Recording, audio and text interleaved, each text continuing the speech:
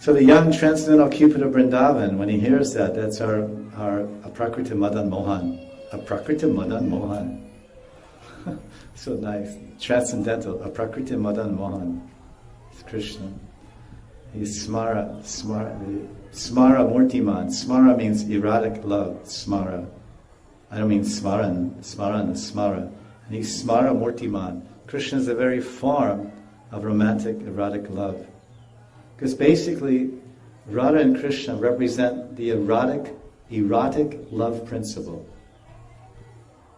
It's not like, it's not like, marriage, or they're not married. They represent the pinnacle of loving exchanges in the highest degree of ecstasy. This is what they actually represent. And that's why sensible, pious, religious people around the world, including in India, they can't accept it. They can't understand it.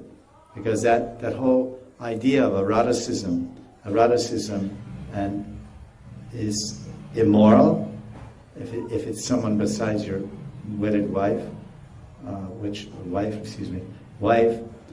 it's immoral. So Krishna's the whole platform of his lilas starts on the foundation of immorality.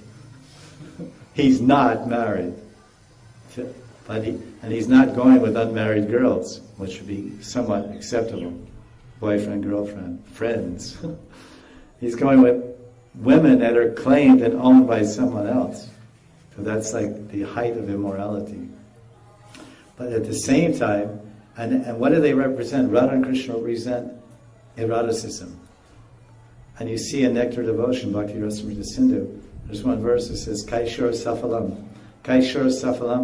Rati Kridam, Nikunja Ramatam or something.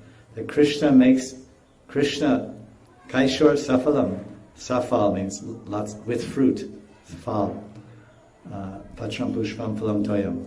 So Krishna makes his youth, Kaishor, he makes his teenage life fruitful by what?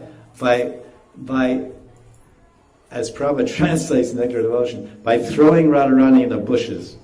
By throwing Radharani in the bushes and enjoying her romantically. That is erotic love.